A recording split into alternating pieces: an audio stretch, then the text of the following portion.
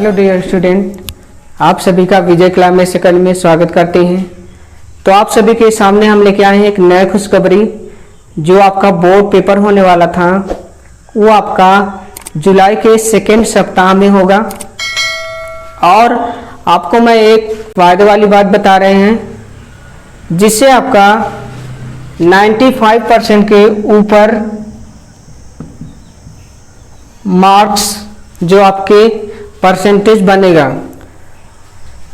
क्योंकि ये जो आपका बोर्ड का पेपर होगा उसमें 10 क्वेश्चन होंगे, उसमें से आपको 3 क्वेश्चन करने हैं। तो इन 3 क्वेश्चन में से मतलब इन 10 क्वेश्चन में से आपको 3 क्वेश्चन करने हैं। तो 10 क्वेश्चन में से आपके जो है 4 क्वेश्चन न्यूमेरिकल आएगा और 6 क्वेश्चन थ्योरी आएगा। तो अगर इस 10 क्वेश्चन में से आप न्यूमेरिकल सॉल्व कर देते हैं तो आपका फिजिक्स में 100% मार्क्स गेन कर सकते हैं। आप देख सकते हैं। तो आपका जो बोर्ड पेपर होगा वह जुलाई के सेकेंड वीक में होगा। तो आपसे यही रिक्वेस्ट कर रहे हैं कि आप हमारे साथ जुड़े रहिए। मैं सिर्फ आप लोग को इम्पोर्टेंट चैप्टर पढ़ाऊंगा जिससे आपके 95% के ऊपर परसेंटेज बन जाए। फिजिक्स में पढ़ाऊंगा।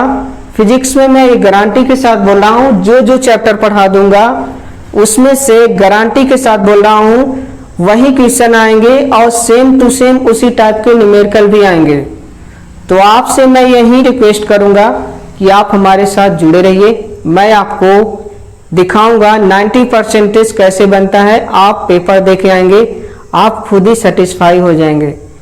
तो आपको हम क्या कहें कि ये आपका भाग्य है कि जो आपका बोर्ड का पेपर होने वाला है जुलाई के सेकेंड वीक में, ये नोटिफिकेशन अपडेट हो चुका है।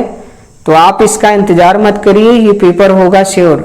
जो पेपर होगा हर एक पेपर में 10 क्वेश्चन आएंगे, 3 क्वेश्चन करना है 1.5 घंटे में। तो 1.5 घंटे में 10 क्वेश्चन में से 3 क्वेश्चन करना है तो आप अच्छे से नंबर गेन कर सकते हैं। ये आपका बहुत बड़ा मौका है। तो आओ, आपको हम क्या पढ़ा रहे थे, करंट इलेक्ट्रिसिटी। अभी तक हमने वेट कर रहे थे कि अब आए डेट।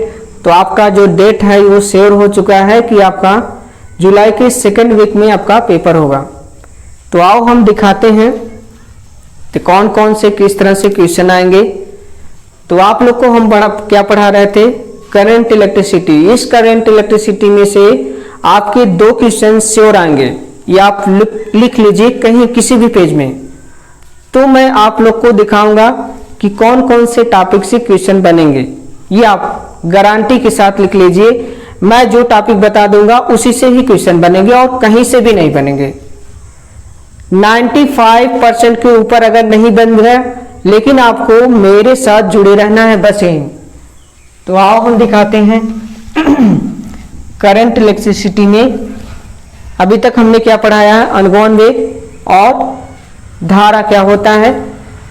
लेकिन हमने धारा का सिर्फ डिफिनेशन दिया है, लेकिन सर्किट के अंदर जो धारा बनता है वो कितना बनता है किस तरह से डिपेंड करता है। तो ये किस तरह से पूछता है क्वेश्चन। देखो मैं इसको क्वेश्चन के रूप में स्टार पॉइंट बना के लिख दे रहा हूं। वेरी वेरी इंपॉर्टेंट है। जो भी चैप्टर शुरू करूंगा उसमें मैं very very important star point दिखाऊंगा कौन कौन से क्वेश्चन हैं। क्वेश्चन नंबर 1 फर्स्ट, धारा और अनुगमन वेग वीडी में संबंध। ये आपका क्वेश्चन है। ये आपका धारा है और वीडी में संबंध ये पूछता है।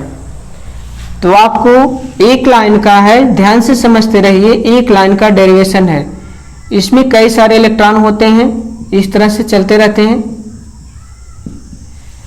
अब हम क्या करेंगे, इसमें जो इलेक्ट्रॉन है जैसे मान लेते हैं n लेते हैं, ये क्या करेगा पर यूनिट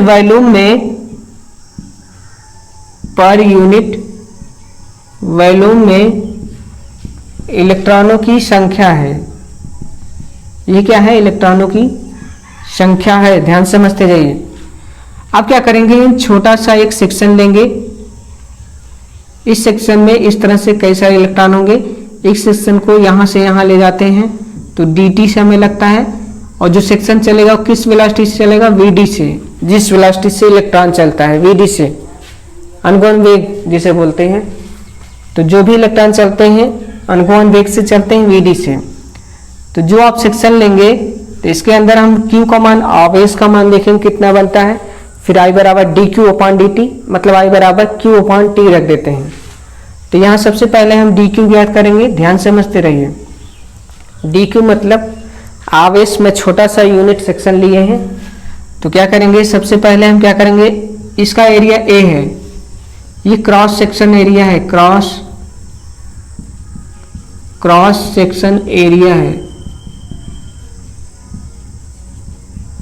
मतलब ये वाला।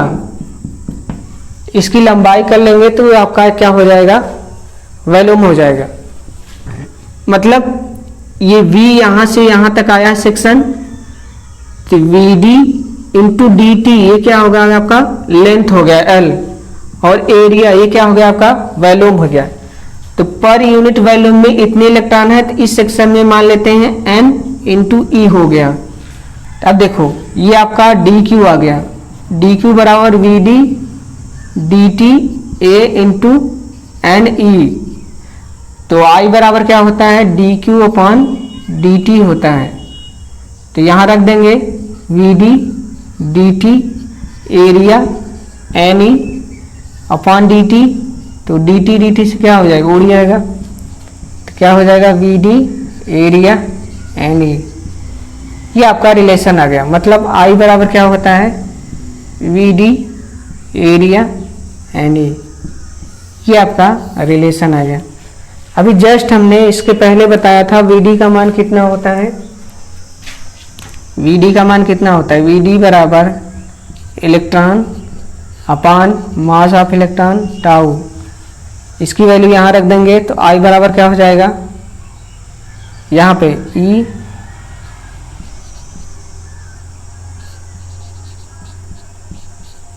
Tau area. ये आपका रिलेशन आ गया। तो यहाँ हम रिलेशन लिख सकते हैं, I बराबर स्क्वायर हो जाएगा।